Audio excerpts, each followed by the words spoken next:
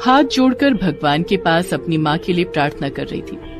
उनकी माँ गर्भवती थी और उस वक्त वो अपनी 5वीं बेटी को जन्म दे रही थी। आह, आह, हे भगवान, आह, आह। बहुत देर तक दर्द सहने के बाद उसने अपनी 5वीं बेटी को जन्म तो दे दिया, लेकिन दर्द सहते सहते उसकी मृत्यु हो गई। माँ, नहीं, हमें छोड़कर मत जाइए माँ, मत जाइए। माँ को ये क्या हो गया, क्या हो गया? चारों बच्चियां रोने धोने लगी। रीना ने अपनी नवजात बहन को गोद में ले लिया। एक तरफ खुशी थी तो एक तरफ दुख। बहन देख, हमारी माँ हमें छोड़कर चली गई। तू और कभी भी माँ को नहीं देख पाएगी। दीदी, हमारी नई बहन का नाम आज से गुड्डी है। हम इसे गुड्डी कहकर बुलाएंगे। रीना, राखी, पूजा और गुड़िया अपनी माँ को खोने के शोक से अभी उभर भी नहीं पाए थे कि तभी उनका चाचा मक्खनलाल वहां आ गया और उसने रीना से गुड्डी को छीन लिया। फिर से लड़की को जन्म दिया है कल मुही ने, हैं? अब इसे भी पालना पड़ेगा क्या? ये तो घर का काम भी नहीं कर पाएगी अभी। मक्खनलाल की बीवी ने कहा, हाँ, इसे जिंदा रखना मतलब खुद के सिर पर बोझ उठा लेना। इसे पहाड़ से फेंक दो। हाँ, सही कहा। ये बोलकर मक्खनलाल ने गुड्डी को पहाड़ी से फेंक दिया। नहीं, ये क्या किया आपने? हमारी बहन को मार डाला। बिल्कुल सही किया। तुम लोगों के साथ भी यही करना चाहिए था, लेकिन अफसोस, तब तुम लोगों का बाप जिंदा था। अब तुम लोग अनाथ हो। हम जैसा बोलेंगे वैसा ही करोगे, नहीं तो तुम लोगों को भी ऐसे ही पहाड़ से फेंक देंगे। चारों बच्चियां अपनी माँ और नवजात बहन के शोक में रोने लगी। मक्खनलाल और उसकी बीवी दोनों मिलकर चारों को घर पर ले गए और कहा, हमारे लिए खाना बना, गर्मा गर्म मुर्ग तंदूरी और छोले कुलचे। एक ही दिन में चारों बच्चियों की जिंदगी पूरी तरह से बदल गई। वो चारों अपनी माँ और बहन का शोक मनाते या फिर अपने चाचा चाची के लिए खाना बनाते। रसोई में जाकर रोते हुए चारों ने खाना बना दिया। खाना खाकर चाचा और चाची कंबल ओढ़कर सो गए। तभी रीना ने बाकी तीनों से कहा, सुनो, यहाँ पर रहना हमारे लिए खतरे से खाली नहीं है। हमें यहाँ से भागना पड़ेगा। हाँ दीदी, आपने सही कहा। चलिए भाग चलते हैं। मौका देखकर चारों घर से भाग निकले और दौड़ने लगे। रात बहुत हो गई थी, ऊपर से ठंड हद से ज्यादा बढ़ गई थी। वो लोग जी जान लगाकर बस दौड़े जा रहे थे। जल्दी चलो यहाँ से, जितना दूर हो सके चलो। लेकिन दीदी, हम तो जंगल की ओर जा रहे हैं। वहाँ आदमखोर शेर रहता है। हमारे चाचा चाची से अच्छा तो आदमखोर शेर है। चलो जल्दी। वो लोग दौड़ ही रहे थे कि तभी अचानक से पहाड़ी के ऊपर से एक बड़ा सा पत्थर नीचे गिरने लगा, लेकिन अंधेरे की वजह से किसी ने पत्थर को नहीं देखा और उस पत्थर ने जोर से नीचे गिरकर पूजा को धक्का मार दिया। आह दीदी! पूजा पत्थर के साथ साथ पहाड़ी से नीचे गिर गई। नहीं! चारों बहनों में से एक और बहन की आज मृत्यु हो गई, लेकिन तभी आसपास से पत्थर गिरने की आवाज आने लगी। हम यहाँ ज्यादा देर नहीं रह सकते, चलो जंगल में। दुर्गा माँ की कृपा होगी तो हम जिंदा रहेंगे। वो तीनों भागते हुए जंगल में पहुंच गए। जंगल में पहुंचकर वो लोग एक पेड़ के नीचे बैठ गए और गुड़िया रोने लगी। आज हमने कितना कुछ खो दिया। हमारी जिंदगी से सब कुछ खत्म हो गया। रो मत बहन, दुर्गा माँ ने चाहा तो सब कुछ ठीक हो जाएगा। कैसे ठीक होगा? माँ और दोनों बहनें वापस आ जाएंगे क्या? दुर्गा माँ कुछ भी कर सकती है बहन। वो चाहे तो इंसान को मृत्यु से भी वापस ला सकती है। बस दुर्गा माँ पर भरोसा रख बहन। वो लोग बातचीत करते करते वहीं पर सो गए।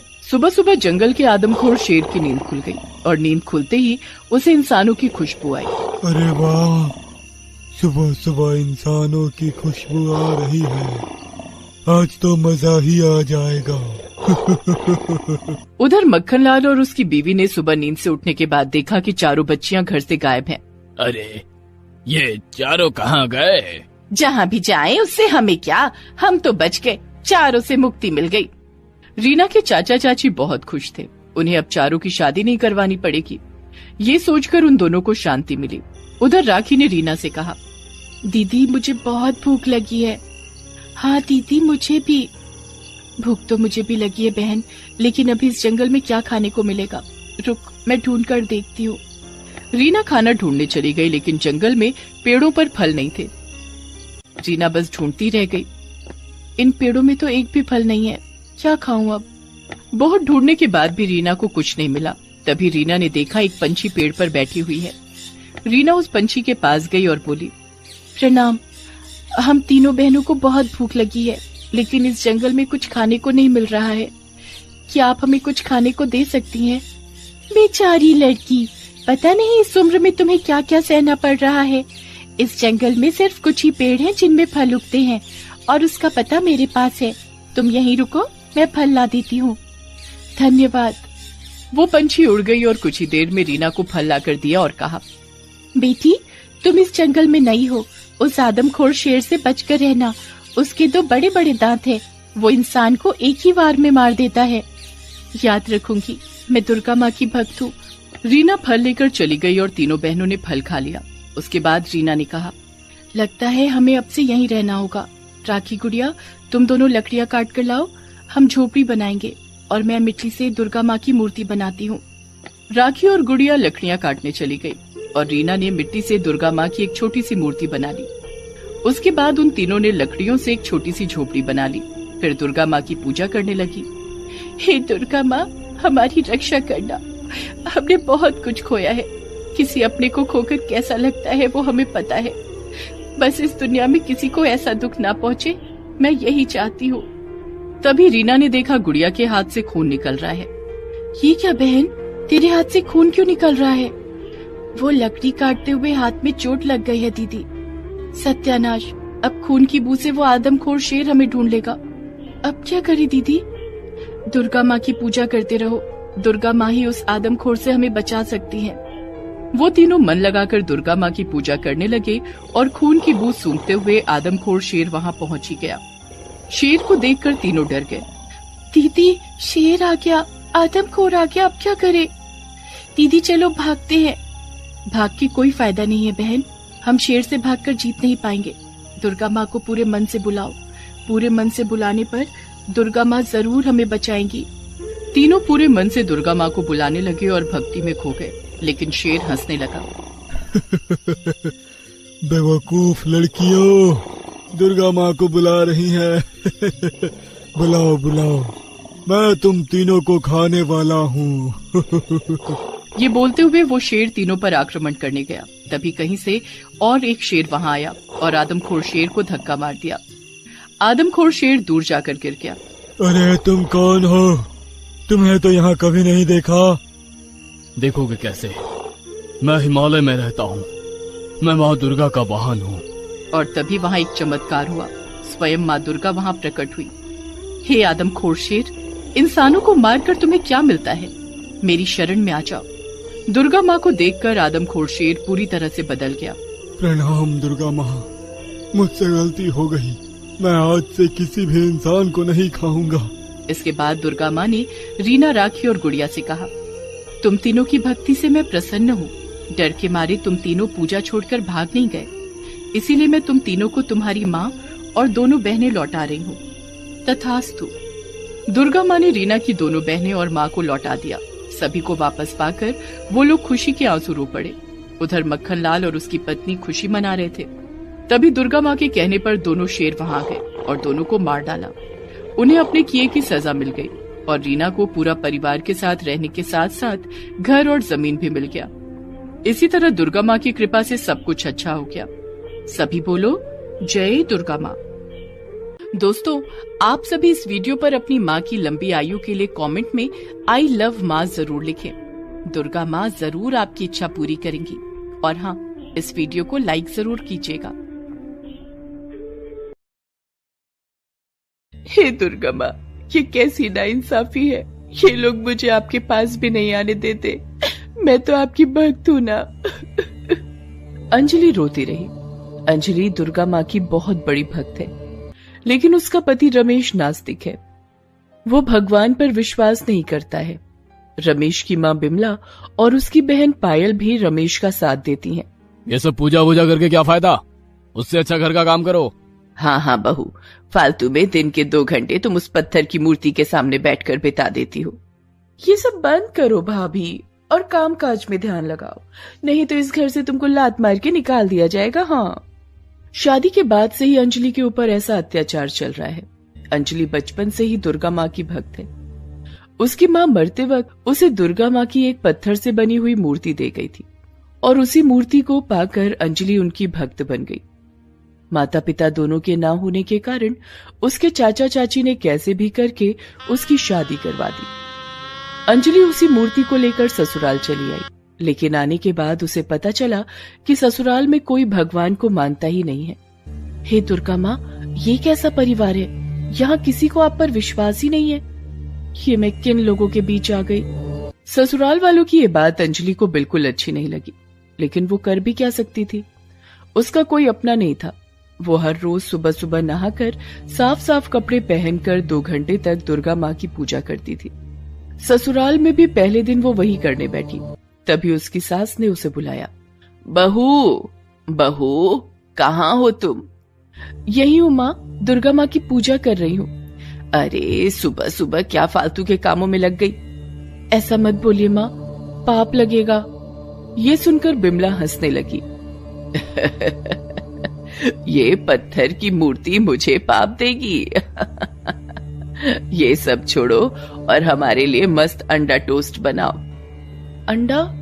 लेकिन पूजा से पहले मैं खाने को हाथ नहीं लगाती, और अंडे को तो बिल्कुल नहीं। तभी वहाँ पर रमेश और पायल आ गए। रमेश ने कहा, माँ जो कह रही है चुपचाप सुनो। हाँ, अंडे के बिना हमारी सुबह नहीं होती। जाओ जल्दी, मुझे कृपा करके पहले पूजा कर लेने दीजिए, उसके बाद मैं सब कुछ कर दूंगी। अच्छा, तो आते ही जबान लड़ाने लगी हो? हाँ, ये लो। रमेश ने दुर्गा माता की मूर्ति के सामने ही अंजलि को एक लात मार दी। अंजलि गिर पड़ी, उसके सिर से खून निकलने लगा। उसके बाद तीनों मिलकर अंजलि को मारने लगे। मार खाते खाते अंजलि रो पड़ी। तभी उसने एक आकाशवाणी सुनी। कोई औरत जैसे अंजलि से कह रही हो, अंजलि रसोई जा, और ये लोग जो बोल रहे हैं वो कर। जा अंजलि जा। ये सिर्फ अंजलि को सुनाई दिया, और ये सुनकर अंजलि चौंक गई। अरे ये क्या सुनाई दिया मुझे? पहले तो कभी ऐसा नहीं हुआ। ये सुनने के बाद अंजलि पूजा न करके रसोई चली गई और खाना बनाने लगी। असल में वो आकाशवाणी किसी और ने नहीं, बल्कि स्वयं दुर्गा माँ ने की थी। हिमालय में बैठी हुई देवी दुर्गा अपने भक्त पर होते हुए अत्याचार को देख रही थी। देवी दुर्गा के पास उनका वाहन शेर बैठा हुआ था।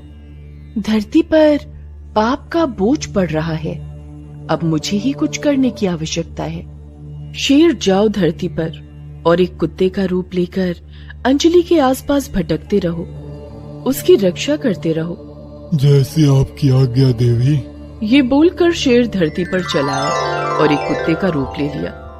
और उधर देवी दुर्गा ने अपनी एक अवतार देवी शैलपुत्री को बुलाया। आपने मुझे बुलाया देवी? हाँ शैलपुत्री, मेरी भक्त अंजलि का दुनिया में कोई नहीं है। मैं चाहती हूँ कि तुम स्वयं उसकी कोख में जाओ और एक लड़की के रूप में जन्म लो। जैसी आपकी आज्ञा देवी। देवी शैलपुत्री अंजलि की कोख में आ गई। अंजलि को उल्टी होने लगी और उसका सर चकराने लगा। डॉक्टर ने कहा कि अंजलि मां बनने वाली है। ये सुनते ही रमेश ने कहा, ये बहुत अच्छी बात है, लेकिन ध्यान रखना, हाँ, मुझे लड़का चाहिए। लड़की हुई तो उसे बगीचे में दफना दूंगा। अंजलि चिंता में पड़ गई। गर्भवती होने के बावजूद उसका काम कम नहीं हुआ, उल्टा काम का बोझ बढ़ने लगा। बिमला और पायल अंजलि से और ज्यादा काम करवाने लगे। भाभी इधर आओ और मेरा पैर दबा दो। लेकिन मैं तो अभी घर साफ कर रही हूँ। घर साफ बाद में कर लेना, अभी जो मैं बोल रही हूँ वो करो। अंजलि पायल के पैर दबाने लगी। तभी बिमला आई। बहू, अभी तक घर साफ नहीं किया? नहीं, वो ननद जी ने बोला उनके पैर दबा देने को, इसीलिए। तो क्या हुआ, काम करने की इच्छा होती तो कब का घर साफ कर लेती, कामचोर कहेंगी। ये बोलकर बिमला अंजलि को मारने लगी। अंजलि की कोख के अंदर देवी शैलपुत्री भी अंजलि का दर्द महसूस कर पाई। ये कैसे लोग हैं, एक गर्भवती औरत के ऊपर ऐसे अत्याचार कर रहे हैं? इन्हें तो सजा देनी ही होगी। अगले दिन अंजलि सुबह उठकर घर का काम कर रही थी। तभी घर के बाहर एक कुत्ता आ गया। ये वही शेर है जो कुत्ते का रूप लेकर यहाँ आया है। अरे, लगता है ये कुत्ता भूखा है, इसे एक रोटी देती हूँ। अंजलि रसोई चली गई और रात की बची हुई एक रोटी लेकर बाहर आई। वो कुत्ते को रोटी खिलाने लगी, लेकिन तभी वहां पर पायल चली आई। ये क्या कर रही हो भाभी? किससे पूछकर कुत्ते को रोटी खिला दी? नहीं, मतलब एक रोटी पड़ी हुई थी इसीलिए। इसीलिए तुमने कुत्ते को खिला दिया? ए कुत्ते, भाग यहां से। बिमला एक डंडा उठाकर कुत्ते को मारने लगी। कुत्ता वहां से भाग गया। उसके बाद उसी डंडे से अंजलि की पिटाई हुई। अंजलि रोती रही, लेकिन इन सब की अंजलि को आदत हो गई है। वो मार खाती है और दुर्गा माँ की मूर्ति के सामने बैठकर रोती है। ऐसे ही दिन बीतने लगे। 9 महीने बाद अंजलि के पेट में बहुत दर्द शुरू होता है और उसे एक लड़की पैदा होती है। उसे देखकर रमेश मुंह फेर लेता है। जिसका डर था वही हुआ, एक लड़की को जन्म दे दिया इस मनहूस ने। तेरी बीवी किसी काम की नहीं है, लड़की मतलब बोझ। इसे बगीचे में ही दफन कर देते हैं। अंजलि की गोद से बच्ची को छीनकर रमेश बगीचे में जाता है और वहीं पर गड्ढा खोदकर उस बच्ची को दफन कर देता है। वो बच्ची रोती रहती है। अंजलि रोते हुए जमीन पर सो जाती है। बिमला उसका हाथ पैर बांध देती है ताकि वो अपनी बच्ची को बचा न पाए। आप लोग शैतान हो, दुर्गा माँ आप लोगों को सबक जरूर सिखाएगी। ये सुनकर तीनों हंसते हैं। सुन अंजलि, तेरी दुर्गा माँ अगर होती ना तो अभी तक तुझे और तेरी बेटी को बचाने आ जाती। अंजलि को बांधकर वो लोग चले गए। अंजलि अपनी बेटी की कब्र की तरफ देखते हुए रोती रही। कोई उसकी मदद के लिए आगे नहीं आया। दूर से सिर्फ वो कुत्ता देखता रहा। उसके बाद से अंजलि को बांधकर ही रखा गया। जो मुझे एक बेटा नहीं दे सकती उसके साथ ऐसा ही होगा। सिर्फ घर के कामकाज के लिए अंजलि को जंजीरों से आजाद किया जाता और फिर तुरंत उसे जंजीरों के साथ बांध दिया जाने लगा। ऐसे ही कुछ और दिन बीत गए और नवरात्रि आ गई।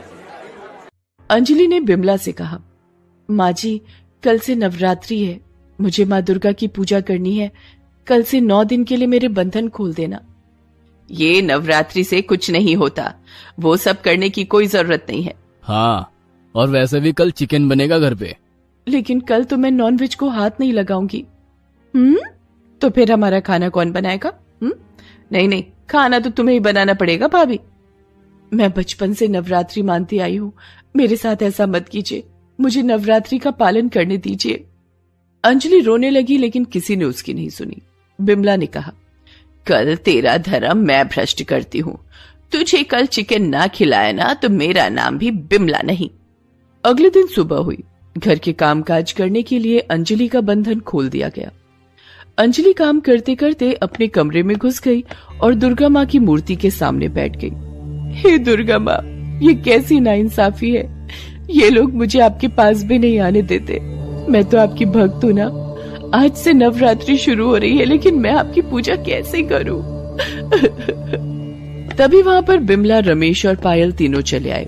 बिमला के हाथ में चिकन लेग पीस है। ये ले अंजलि, अब नवरात्रि मना। ये क्या, चिकन? नहीं नहीं, आज मैं ये सब नहीं खा सकती, ये पाप है, पाप है। तीनों ने अंजलि को पकड़ लिया और बिमला जबरदस्ती चिकन खिलाने की कोशिश करती रही, लेकिन अंजलि ने अपना मुंह नहीं खोला। इतने में वो कुत्ता कहीं से दौड़ते हुए आया और बिमला के हाथ में काट लिया। बिमला के हाथ से चिकन गिर गया। आह, ये कुत्ता कहाँ से आया? अच्छा हुआ, बहुत अच्छा हुआ।